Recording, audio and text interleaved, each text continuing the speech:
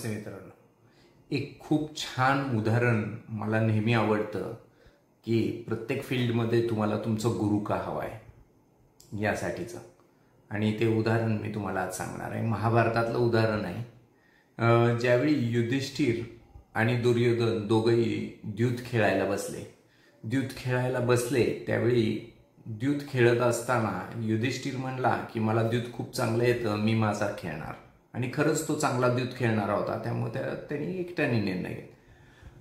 दुर्योधन म्हणला की मला द्यूत खेळता येतं पण मी नाही खेळणार, माझ्या वाटणीचं हा शकुनी मामा, जे माझे मामा आहेत ते खेळतील.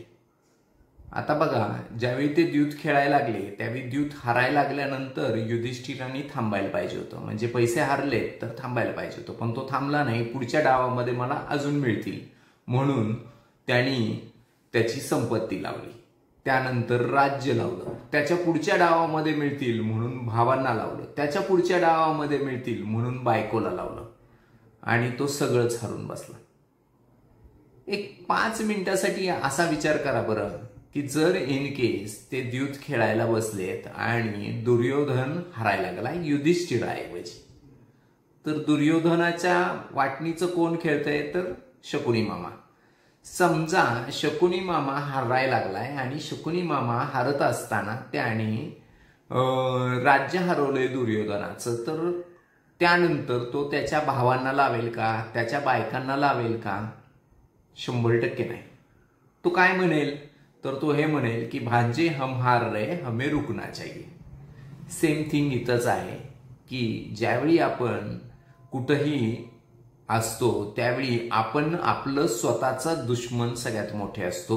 ज्यावेळी आपण ऍक्शन घेत असतो त्यावेळी बऱ्याच वेळा आपण भांडणं करतोय, त्यावेळी आपल्याला वाटतं की मीच बरोबर आहे आणि त्यामुळं आपण जास्त जोराने भांडतो. म्हणजेच तुमची भांडणं वाढणार, आणि तुमचा तिथं जर गुरु नसेल जो तुमच्या फॅमिली मॅटरमध्ये क्लोज करणारा, तर तुम्हाला वाटतं मीच बरोबर आहे आणि मग ते तुटतं प्रकरण.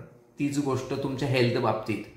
मी औषध घेतोय त्यावेळी जर मी सेल्फ मेडिकेशन घ्यायला लागलो तर मला वाटतं उद्या ताप कमी होईल, परवा ताप कमी होईल, म्हणून मी अंगावर जास्त आजार काढतो, मी डॉक्टरकडे जात नाही आणि बराच उशीर होतो, त्यामुळे मग ऍडमिट करायची पाळी येते. तीच गोष्ट फॅमिली रिलेशन कशी आहे तशीच हेल्थ आहे, तशीच फायनान्समध्ये. बऱ्याच वेळा मार्केट चढ उतार होत असतं, त्यावेळी मी मार्केटमध्ये पैसे टाकलेत किंवा मी एखादा प्लॉट घेतलाय, त्यावेळी मला असं वाटतं की नाही, ह्या प्लॉटमध्ये फायदा नाही झाला, पुढच्या प्लॉटमध्ये फायदा होईल. त्यात नाही झालं, त्याच्या पुढच्या प्लॉटमध्ये फायदा होईल, आणि मी अजून घेत राहतो आणि अजून खोलात अडकत बसतो. सेम थिंग शेअर मार्केटमध्ये. शेअर मार्केट उतरायला लागले तर मला वाटतं अजून घ्यावं, किंवा चढायला लागले तर माझा अजून फायदा होईल किंवा नुकसान होईल, ह्या दृष्टीने तो ते अजून खरेदी करत बसतो आणि मग अडचणीत येतो. तर या ठिकाणी तुम्हाला तुमचा एक चांगला सल्लागार गुरु पाहिजे प्रत्येक फील्डमधला, की जो तुम्हाला सांगेल की कुठं थांबायचं. आत्ताच नुकताच लकी भास्कर म्हणून एक मूवी बघण्यात आला. तो रॉंग पद्धतीने काही करत होता, पण तो जे रॉंग पद्धतीने करत होता त्यावेळी त्याला कुठं थांबायचं हे कळलं आणि त्याने ते सुधारलं, म्हणून पिक्चरचा एंडिंग चांगला होता.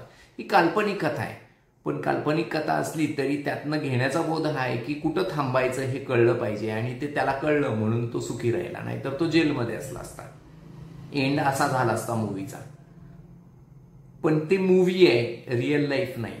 पण रिअल लाईफमध्ये जर आपण तसं नाही केलं तर आपल्याला नक्की अडचणीत यावं लागेल, आणि त्या अडचणीत यायचं नसेल तर सगळ्यात चांगलं गोष्ट ही आहे की तुम्हाला प्रत्येक फील्डमध्ये तुमचा गुरु पाहिजे, आणि तो जर चांगला गुरु असेल तर तुम्हाला तुमचे नुकसान होण्यापासून नक्की वाचवेल. मला वाटतंय तुमच्या लक्षात आलं असेल की गुरुचं तुमच्या आयुष्यातलं महत्त्व काय, आणि त्यामुळं इन्व्हेस्टमेंटमध्ये तुम्हाला जर आम्ही हवे असू तर नक्कीच आमच्याशी कम्युनिकेट करा. थँक्यू.